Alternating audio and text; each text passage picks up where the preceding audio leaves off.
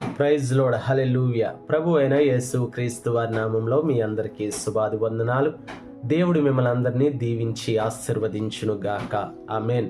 ఈ దినపు వాక్యము నిమిత్తమై పరిశుద్ధ గ్రంథము నుంచి మత్తయి రాసినటువంటి సువార్త 11వ అధ్యాయము 28వ వచనము.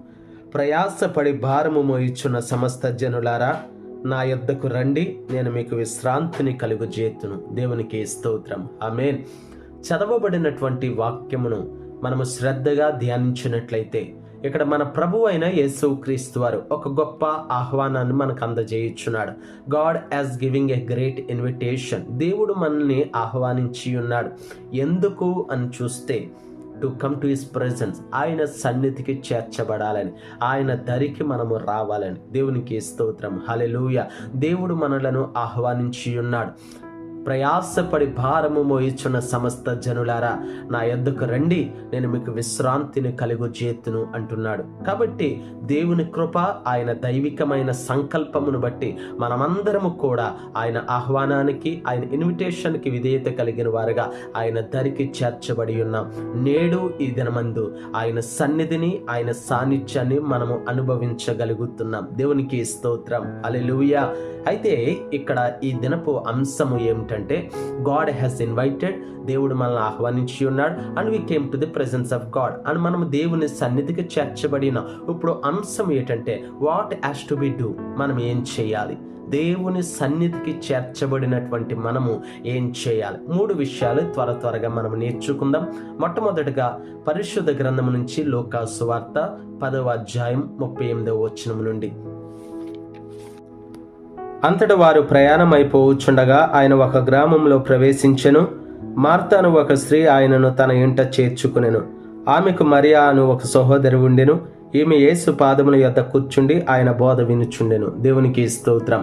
దేవుని దరికి చేర్చబడినటువంటి మనము ఏం చేయాలి? Number 1, we have to be learn.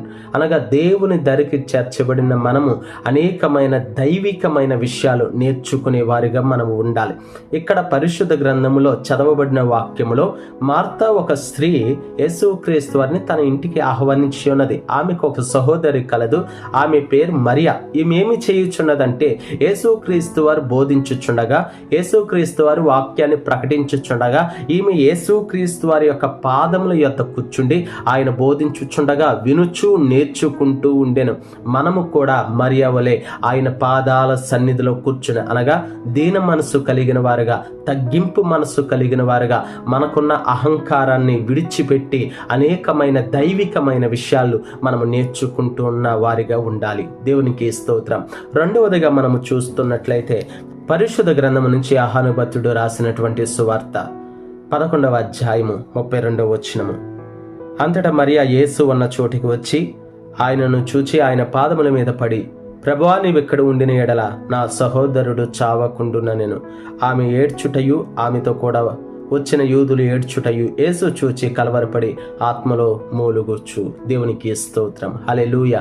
దేవుని దరికి చేర్చబడిన మనము, దేవుని సన్నిధికి, ఆయన సాన్నిధ్యానికి చేర్చబడినటువంటి మనము రెండవదిగా ఏమి చేయాలి అంటే, మన భారములు యావత్తు దేవుని మీద మోపాలి. దేవుడు అంటున్నాడు కదా, ప్రయాసపడి భారము మోయిచున్న సమస్త జనులారా, నా యొద్దకు రండి, నేను మీకు విశ్రాంతిని కలుగజేతును అంటున్నాడు. మీ పనుల భారము యావత్తు యెహోవా మీద మోపుడి అంటున్నాడు. మనం ఏం చేయాలంటే, మన భారములు యావత్తు మన ప్రభు అయిన యేసుక్రీస్తు వారి మీద మోపాలి. ఇక్కడ మరి అదే చేస్తుంది.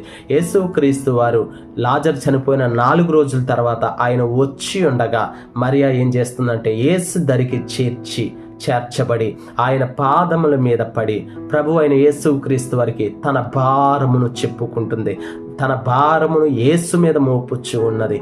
ఈ దినమున నేడు మీకు ఎన్ని భారాలు ఉన్నాయో, ఎటువంటి ప్రయాసలో మీరు ఉన్నారో నాకైతే తెలియదు, కానీ మీ ప్రయాస యావత్తు, మీ భారం యావత్తు ప్రభు అయిన యేసుక్రీస్తు వారి మీద మోపండి.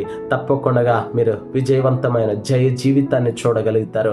మీ భారముల నుండి మీరు విడుదల, విమోచనను మీరు పొందుకొనగలుగుతారు. దేవునికి స్తోత్రం. మూడవదిగా మనము ఏం చేయాలి? దేవుని దరికి చేర్చబడినటువంటి మనము ఏం చేయాలి అని చూస్తే, అదే యోహాను రాసినటువంటి సువార్త 12వ అధ్యాయము ఆ యొక్క 3వ వచనం కాంచి మనము చూస్తే, అప్పుడు మరియ మిక్కిలి విలువ గల అచ్చజట మాంసి అత్తరు ఒక సేరేడున్నర ఎత్తి తీసుకుని వచ్చి యేసు పాదములకు పూసి తన తల వెంట్రుకలతో ఆయన పాదములను తుడిచెను. దేవునికి స్తోత్రం. మూడవదిగా దేవుని దరికి చేర్చబడినటువంటి మనము ఏం చెయ్యాలి అని ఆలోచిస్తే ఇక్కడ మరియ శ్రేష్టమైనది దేవునికి అర్పించి ఉన్నది. దేవునికి స్తోత్రం. హల్లెలూయా. శ్రేష్టమైనది, విలువైనది దేవునికి అర్పించి ఉన్నది. ఈ దినములో నీ జీవితంలో ఏది విలువైనది, ఏది శ్రేష్టమైనది, అది నువ్వు దేవుని కన్నా ఎక్కువగా ప్రేమించకుండా దాన్ని నువ్వు దేవునికి అర్పించినట్లయితే తప్పకుండా దేవుడు నిన్ను దీవించి ఆశీర్వదిస్తాడు.